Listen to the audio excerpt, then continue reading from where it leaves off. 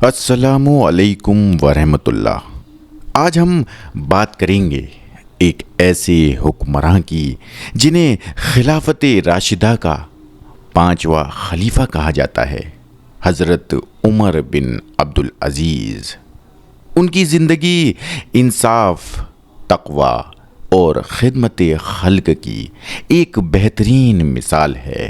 ابو حفص عمر بن عبدالعزیز مروان بن حکم خلیفہ صالح کے نام سے بھی مشہور ہیں۔ اکثر مسلمان بزرگوں کا قول ہے کہ خلفائے راشدین 5 ہیں: حضرت ابو بکر، حضرت عمر، حضرت عثمان، حضرت علی اور حضرت عمر بن عبدالعزیز۔ حضرت عمر بن عبدالعزیز کے والد عبدالعزیز بن مروان مصر کے حاکم تھے کہ سن 62 ہجری میں عمر بن عبدالعزیز پیدا ہوئے۔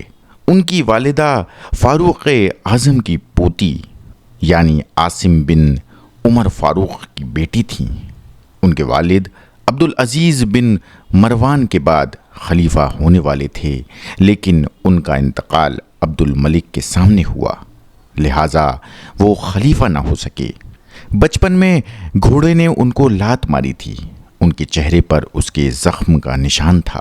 فاروق اعظم فرمایا کرتے تھے کہ میری اولاد میں سے ایک شخص ہوگا، اس کے چہرے پر ایک داغ ہوگا اور وہ زمین کو عدل سے بھر دے گا۔ یہی وجہ تھی کہ جب گھوڑے نے ان کو لات ماری تو ان کے والد ان کے چہرے سے خون پونچھتے جاتے تھے اور کہتے تھے کہ اگر تو وہی داغدار ہے تو سعادت مند ہے۔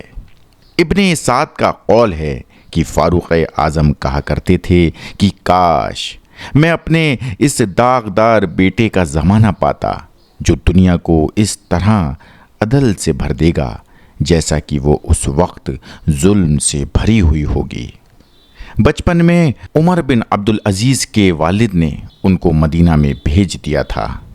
مدینہ میں ہی ان کی تربیت ہوئی۔ علماء مدینہ کی صحبت میں ان کی عمر کا ابتدائی حصہ گزرا۔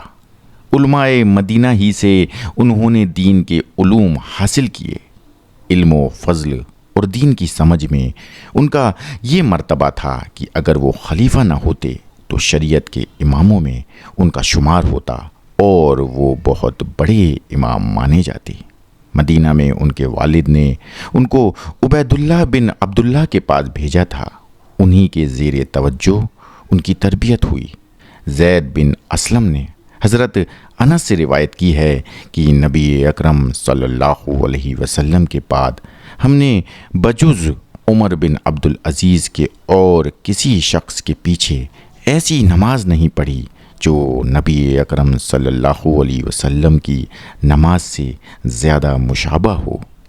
حضرت عمر بن عبدالعزیز خلیفہ ہونے سے پہلے نہایت پر تکلف اور قیمتی لباس پہنتے تھے، لیکن خلیفہ ہونے کے بعد انہوں نے کھانے اور پہننے میں بالکل فقیروں جیسا طریقہ اختیار کر لیا تھا۔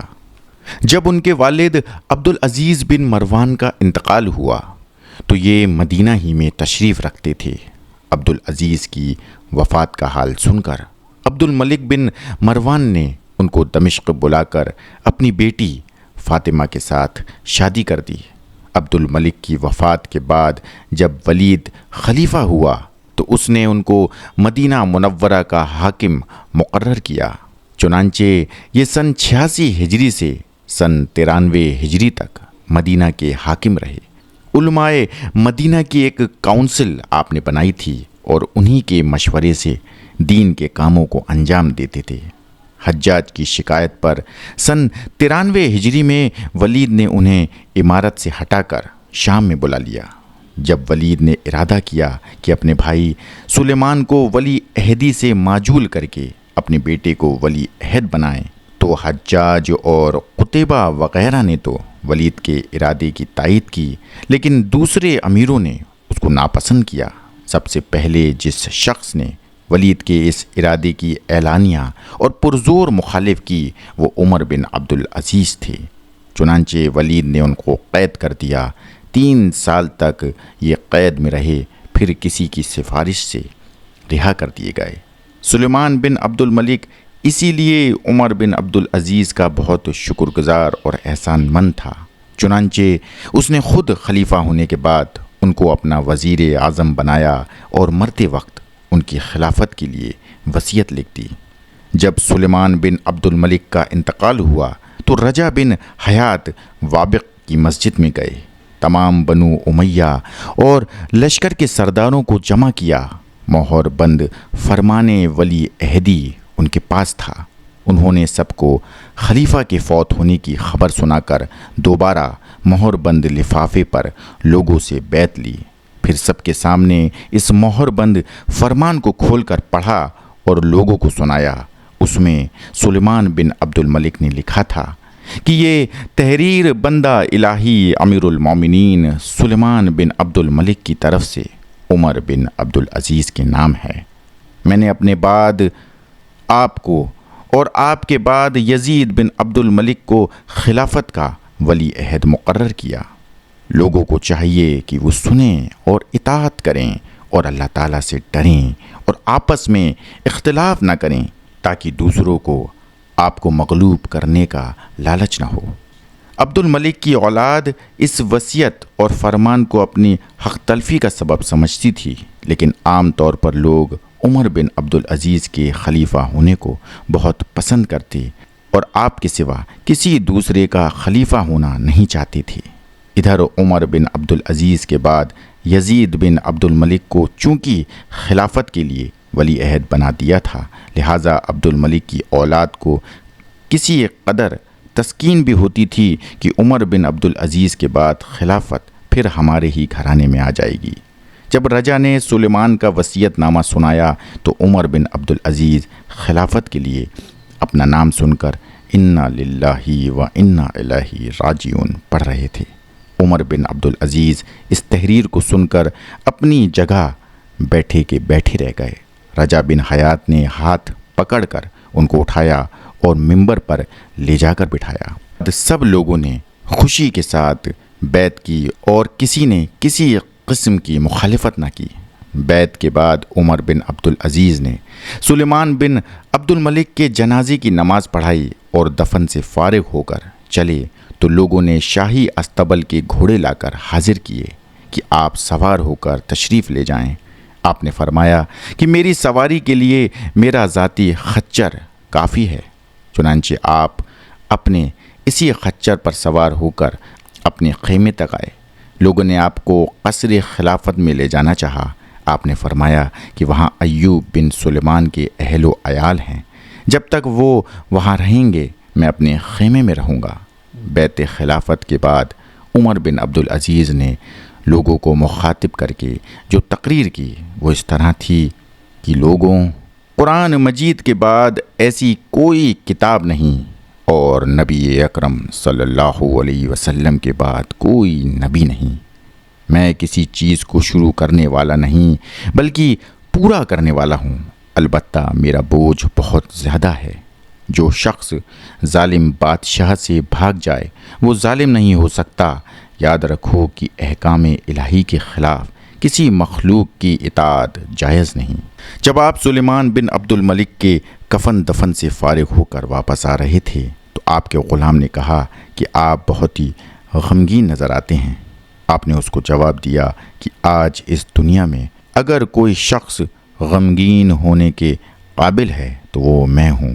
مجھ پر یہ بوجھ کیا کم ہے کہ میں چاہتا ہوں کہ اس سے پہلے کہ میرا نامہ اعمال لکھا جائے اور مجھ سے جواب طلب ہو، میں حقدار کو اس کا حق پہنچا دوں۔ آپ جب اپنے گھر میں بیعت خلافت اور سلیمان کے دفن سے فارغ ہو کر داخل ہوئے تو آپ کی داڑھی آنسوؤں سے بھیگی ہوئی تھی۔ آپ کی بیوی نے گھبرا کر پوچھا کہ کیوں، سب خیریت ہے؟ آپ نے فرمایا کہ خیریت کہاں ہے، میری گردن میں امت محمدی صلی اللہ علیہ وسلم کا بوجھ ڈال دیا گیا ہے۔ ننگے، بھوکے، بیمار، غلام، مسافر، قیدی، بچے، بوڑھے، کم حیثیت عیالدار وغیرہ سب کا بوجھ میرے سر پر آن پڑا ہے۔ اسی خوف میں رو رہا ہوں کہ کہیں قیامت میں مجھ سے پوچھ تاچھ ہو اور میں جواب نہ دے سکوں۔ خلیفہ ہونے کے بعد آپ نے اپنی بیوی فاطمہ بنت عبد الملک سے کہا کہ آپ اپنے تمام زیورات بیت المال میں داخل کر دیجئے، ورنہ میں آپ سے جدائی اختیار کر لوں گا، کیونکہ مجھ کو یہ کسی طرح گوارا نہیں کہ آپ اور آپ کے زیورات اور میں ایک گھر میں رہیں۔ ان کی بیوی نے فوراً اپنے تمام زیورات، جن میں وہ ایک قیمتی موتی بھی تھا جو عبد الملک نے اپنی بیٹی کو دیا تھا، سب مسلمانوں کے لیے بیت المال میں بھجوا دیے۔ حضرت عمر بن عبدالعزیز نے تخت خلافت پر بیٹھتے ہی حکم جاری کیا کہ حضرت علی کی شان میں کوئی شخص نامناسب الفاظ ہرگز استعمال نہ کرے۔ حجاج بن یوسف ثقفی کو آپ ظالم سمجھتے تھے، اس لیے سلیمان کے زمانے میں اس کے عاملوں اور چاہنے والوں کو جو حجاج کے طریقے پر چلتے تھے آپ نے معزول کرا دیا۔ آذربائیجان کے علاقوں پر دشمنوں نے حملہ کر کے مسلمانوں کو لوٹا۔ عمر بن عبدالعزیز نے ابن حاتم باہلی کو فوج دے کر اس طرف روانہ کیا۔ اس نے وہاں پہنچ کر دشمنوں کو کڑی سزا دی اور اسلامی دھاک پھر سے قائم کی۔ سندھ کے لوگوں اور وہاں کے راجاؤں نے آپ کے ہی عہد میں خوشی خوشی اسلام قبول کیا اور سندھ میں اسلام کی خوب اشاعت ہوئی۔ اندلس کی طرف ضرورت پیش آئی تو آپ نے اس طرف فوجوں کو سامان اور ہتھیار کے ساتھ روانہ کیا۔ اسی طرح رومیوں کے مقابلے میں بھی فتوحات حاصل ہوئی۔ ایک مرتبہ آپ نے فرمایا کہ نبی اکرم صلی اللہ علیہ وسلم کے پاس باغ فتک تھا، جس کی آمدنی سے نبی صلی اللہ علیہ وسلم بنو ہاشم کے بچوں کی خبر گیری کرتے اور ان کی بیواؤں کے نکاح کر دیا کرتے تھے۔ حضرت فاطمہ الزہرا نے اس باغ کو نبی اکرم سے مانگا، مگر نبی اکرم نے دینے سے انکار کر دیا۔ حضرت ابو بکر صدیق اور حضرت عمر فاروق کے زمانے میں وہ باغ اسی حالت میں رہا۔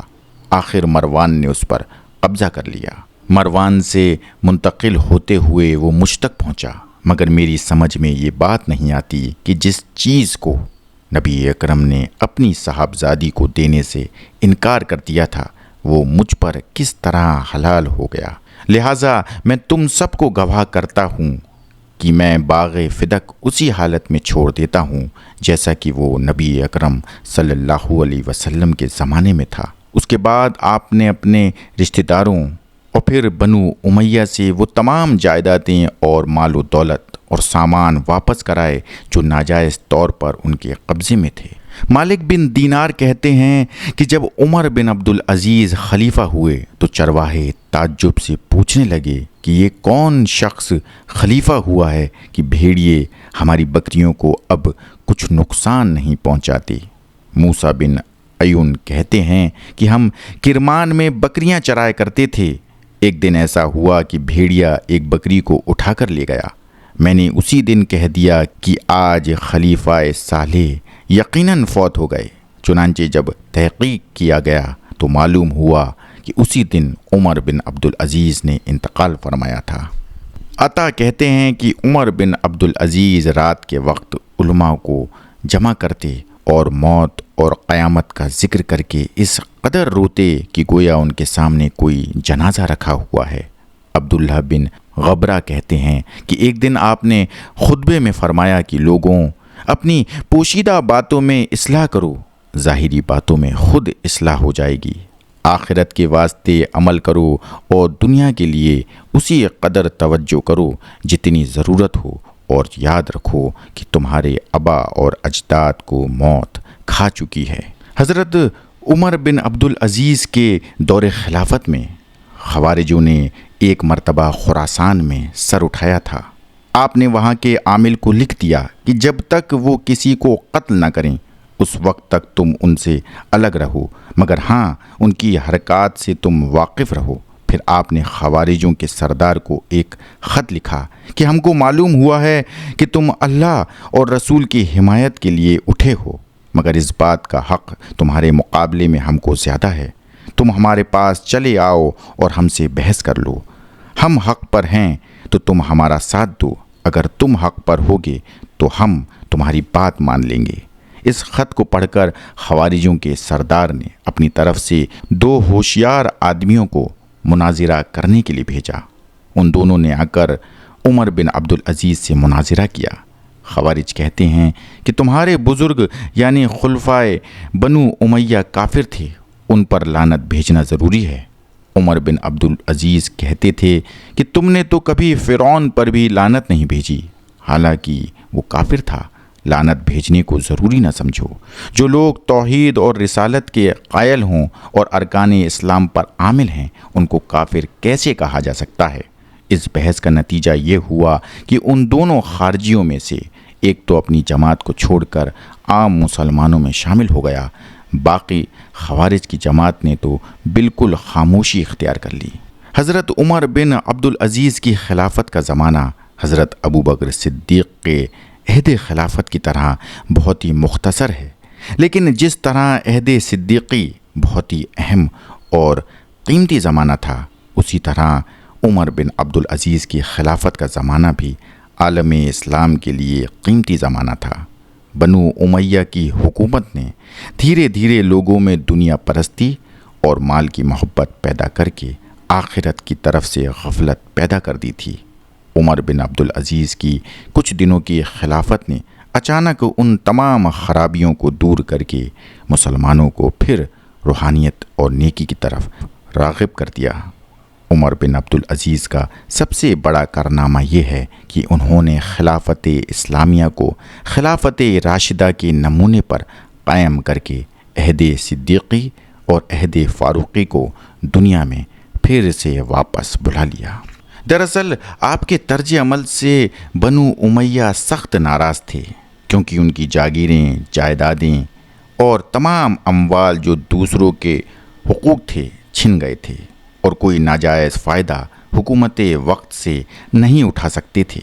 آخر وہ دیر تک اپنے ان نقصانات کو برداشت نہ کر سکے اور انہوں نے آپ کو قتل کرنے کی سازش کی۔ آپ کو قتل کرنا کوئی دشوار کام بھی نہ تھا، کیونکہ اپنی ذاتی حفاظت کے لیے نہ تو آپ نے کوئی چوکی پہرا قائم رکھا تھا اور نہ ہی کھانے پینے میں کسی قسم کی احتیاط کرتے تھے۔ آپ کو قتل کرنے کا سب سے آسان ذریعہ جو بنو امیہ نے سوچا وہ یہ تھا کہ آپ کو زہر دیا جائے۔ چنانچہ انہوں نے آپ کے غلام کو لالچ دے کر اپنا شریک بنایا اور اس کے ذریعے سے آپ کو زہر دلوایا۔ جب آپ کو زہر دیا گیا تو آپ کو اس کا علم ہو گیا۔ جب آپ کی تکلیف بڑھتی گئی تو لوگوں نے کہا کہ آپ دوا کیوں نہیں کرتے؟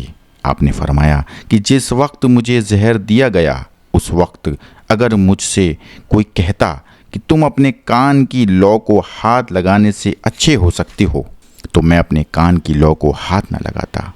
پھر آپ نے اس غلام کو بلایا جس نے آپ کو زہر دیا تھا۔ وہ آیا تو آپ نے فرمایا کہ افسوس، تو نے مجھے زہر دے دیا۔ آخر کس لالچ نے تجھ کو اس کام پر آمادہ کیا؟ اس نے کہا کہ مجھ کو 1000 دینار دیے گئے ہیں اور آزادی کا وعدہ کیا گیا ہے۔ آپ نے فرمایا کہ وہ دینار میرے پاس لے آؤ۔ چنانچہ وہ لے آیا۔ آپ نے اسی وقت وہ 1000 دینار بیت المال میں جمع کروا دیے اور غلام کو حکم دیا کہ اب تو یہاں سے نکل کر کہیں بھاگ جا، پھر کسی کو تیری صورت نظر نہ آئے۔ عبید بن حسان کہتے ہیں کہ جب آپ کا وقت آخر پہنچا اور بیماری کی کیفیت شروع ہوئی تو آپ نے لوگوں سے فرمایا کہ تم مجھ کو تنہا چھوڑ دو۔ چنانچہ سب اٹھ کر باہر چلے گئے۔ مسلمہ بن عبد الملک اور آپ کی بیوی فاطمہ بنت عبد الملک دروازے پر کھڑے رہے۔ انہوں نے سنا کہ آپ نے فرمایا، یہ آخرت کا گھر تو ہم ان لوگوں کے لیے خاص کر دیتے ہیں جو زمین میں بڑائی اور فساد نہیں چاہتے، اور بہتر انجام تو مستقین ہی کے لیے ہے۔